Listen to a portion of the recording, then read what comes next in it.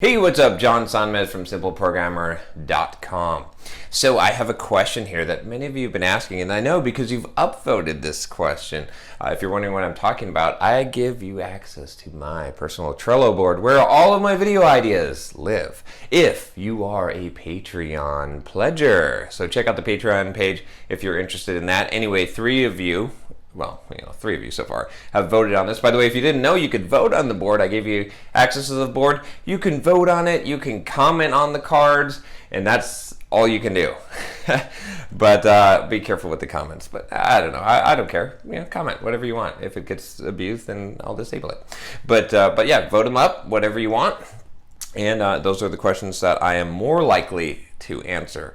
So anyway, quick side note here. A lot of you have been asking me, why do I keep making videos in my tank top? Am I just trying to show my muscles all the time? Yes, I am. That's why I go to the gym for like 10 hours a week, so I can show my muscles all the time. Duh. No, actually, it's because usually after the gym, I'm wearing my tank top and I'm shooting like 2 videos a day. What more do you want from me? You want me to change my shirt too? Yeah, I don't think so. So anyway, let's get into the question here. By the way, I've got this Chrome flip book here. You can see that I just got. Nice shiny toy. I'm gonna be taking it to China. I will be doing a review on this as well. I'm not gonna bore you with the details now, but I have to use it a little bit, and then I will tell you how it is. So anyway, this question is how to choose the perfect blog theme. And here it is. You have inspired me to create a blog. Having studied lesson 1 of your course, I'm thinking about blog topics. And if you haven't signed up for my free blogging course, I don't know what you're doing. Every developer needs to have a blog. This is a totally free email course. Yes, I will try to sell you something at the end. But it is free and it will help you, so go check it out. Anyway, the topic that springs to mind is iOS app development and marketing, because I develop and market iOS apps in my spare time, and I develop iOS apps to pay the bills. Got to pay those bills. I recognize that this topic is too broad to establish a strong brand for the blog. So let me go back up here. iOS app development and marketing. I don't know. That's okay. I have a number of more narrowly focused interests, including releasing and marketing open source code on GitHub, experimenting with and using third-party frameworks, developing iOS apps as a side project, exploiting Swift language features, I like that one, that sounds pretty cool, and marketing iOS apps as a developer. The specific verticals of my 2 side projects, a reference for immigration lawyers, and a run tracking app focused on racing are also potential topics. Although each of these topics would result in a more focused brand for the blog, I'm concerned I might not have enough to say about any one of them to write a blog post every week. I am curious as to how you would balance the challenge of coming up with relevant post topics against the need to create a focused brand. That is not the question, man. Your question, that was a lot of questions in there. But I think I know where you're going, and I'm going to try and answer the question that the subject was, which is how to choose a perfect blog theme. And then I'm going to try to answer the rest of this as well. So this is a topic, this is a thing that everyone struggles with, right? I have a whole bunch of videos on specialization and why it's important, why you should do it, and why everyone thinks it's hard, right? And that's kind of the core of this. I just released a video, at least, in my timeline of, the videos all go everywhere, but on basically marketing, right? And I talked about this idea in this video about marketing, the contrast between marketing directly, right, using the business case of it, and then being specialized. And I said they're not a contradiction. So definitely watch that video if you haven't as well. So that's to give you some extra background information. But this is a tricky problem, right? And here's the thing. I'm going to try and lay this out. The blogging course is going to, of course, I think this gentleman has only gone through lesson 1, so he probably hasn't seen the part where I tell him to brainstorm 50 topics. Oh, he's in for it. But anyway, that is part of it, because you do have to have enough to say about it. But here's the basic strategy. Here's what we're trying to do, right, with the whole thing. I want to kind of lay this out kind of a once and for all, so you understand this, and this will help you pick your theme and understand where to go. Okay. You want to be the big fish in the small pond, right? I cannot stress this enough. So here's the deal.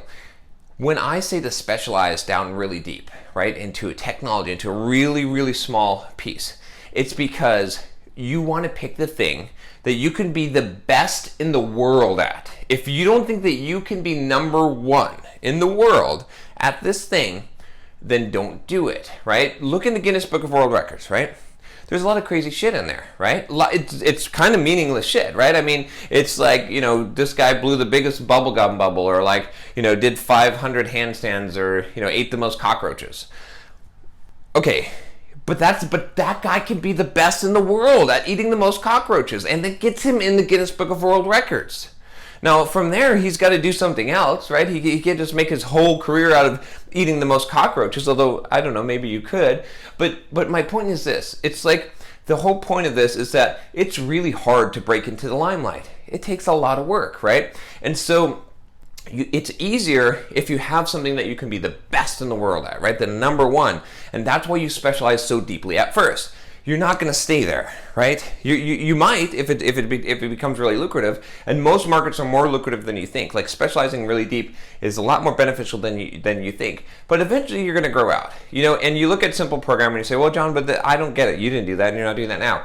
Yeah, I didn't know what the fuck I was doing, right? I was just making a blog, right? And I was writing about a lot of different topics. I'm giving you the benefit of my experience, of my missteps, and telling you how to do it now, right? So, and even if you look at now, like Simple Programmer right now is about soft skills. If we had two words that define Simple Programmer, it would be soft skills, right? That's what it's all about: self-development, soft skills. It's everything that's not a hard skill, everything that's not a technical skill is mostly what Simple Programmer is about at this point, right? So, but it couldn't have started out there, right? I had to gain traction first. And it took me longer to gain traction than what I wanted to take you. So when I'm saying, like, be specific and pick a theme and drill down, really do. Try to drill down and try to figure out what it is that you're going to be number one in the world at. Now, you're going to have more expertise and you're going to expand beyond the scope of it, but you got to have that one thing, the one thing that you can say, like, I am the dude that ate 50 cockroaches and has to, whatever it is. So you can be the one thing.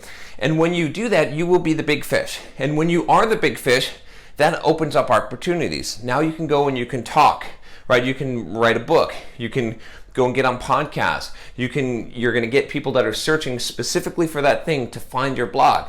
And then you expand, right? Then you expand a little bit out and you find, and there's lots of ways to expand, right? You could expand up the vertical or to the horizontal, right? Or both, right? Or you could really think of it as a circle, right? You've got a pin, this real small circle that you own. You dominate that circle. There's no competition because you own it. You dominate it. And then as you gain some reputation and that circle starts to feel a little bit stuffy for you, you expand the circle out a little bit, right? Amazon does. And when Amazon first came into the scene, they didn't try to sell you a toaster oven. They do now. And I just bought a freaking portable air conditioner from Amazon, right? They sell every random shit that's out there, but they didn't start out doing that. What did they sell? They sold books, okay? Then they said, okay, we are dominating online book sales. So where do we go from here? How about CDs, music CDs, and video games? That's sort of in that, right? They're like, we're going to be like Hastings online, And then they expanded out, right? And expanded out, and then pretty soon they got all these categories, and now they own the world. But you got to start out specific. That's going to let you break through because it's really hard to break through. And I'll tell you another reason why is because the number one slot gets all the ice cream, right? I saw some study where it was like, they just listed the most popular ice cream flavors, right? And I think vanilla was the top one. That seems really weird. But anyway, like 80% of all ice cream sales were vanilla, right? Number 2 and number 3 had to fight over part of the like 50% of the 20% that was left, right? If that makes sense to you, right? So it had the lion's share, right? Like you want them to say, to have Occupy Wall Street against you, you want to be the 1%. You want to be the 1% with it because you get the lion's share of the benefit. So that's why I'm saying this. And now to get specific on how you do this, I've given a lot of advice on this, and like I said, you can watch my playlist, you can check out my How to Market Yourself as a Software Developer course. Honestly, I go in there and go into branding and all that stuff in there, but it comes down to this. Just figure out that thing that you can be the number one best in the world at, right? And like I said, sometimes it's going to be because it's your personality, right? Part of my channel that I've kind of discovered, or my brand, is not just the focus on soft skills. It's me, because I'm a crazy asshole, right? I say stuff that people are like, oh, I can't believe you said that, right? Or whatever I do, right? That's part of me, right? It's like, That's part of it. Some of you are not that. Some of you are like librarians, but that's good because you research the shit out of stuff. When I write a book or I write stuff, there's no references, there's no bibliography. I'm just making shit up out of my head. You know what I'm saying? Like, I mean, that's not totally true, but you get the point. It's more of that, right? Some of you could be like, you could write, a document with 15 footnotes, and that's your skill. And that's the thing, like, they're going to be like, oh, you got to go to this site and read about Android here because this guy documents all his references. Or, you know what I'm saying? And those are just examples. But you find something that's going to make you unique, that's going to make you number one in the world. Maybe you deliver everything that you do, every tutorial you do, you're just super funny, right? Remember that stupid site? What was that site? We should go and check it at midnight every night, right? It's like, they're still around, but they're shitty now. It's, I can't remember. It's like this super flash deal site.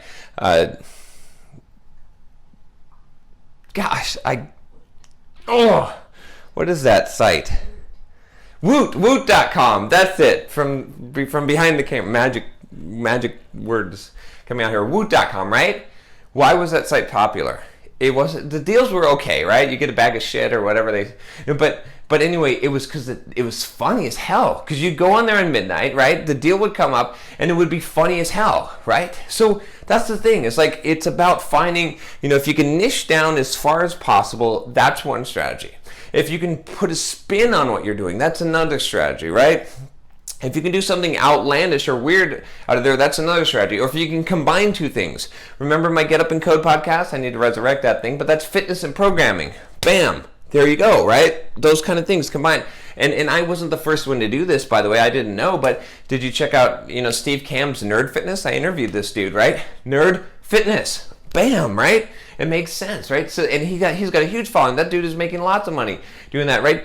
So there's a ton of ways to do this. I don't want to box you in, but I don't want to overwhelm you at the same time. It comes down to, what are you the number one in the world at? What can you be, right? Because if you can nail that, then you can jump from there. Because once you have that title, once your name is in the Guinness Book of World Records, you got a lot of places to go from there. It's just really hard to break in. It's really hard to get on the stage, to get the limelight. So I'm trying to help you to do that. So that's the primary thing, and yes, the markets will be there. And yes, you can debate about, the strategies and whatnot, but I just, if you pick something and you can be the number one in the world at it, and it's not just like so ridiculously small of a market, which there's very few of those. If you can write 50 blog topics about it, it's not, okay?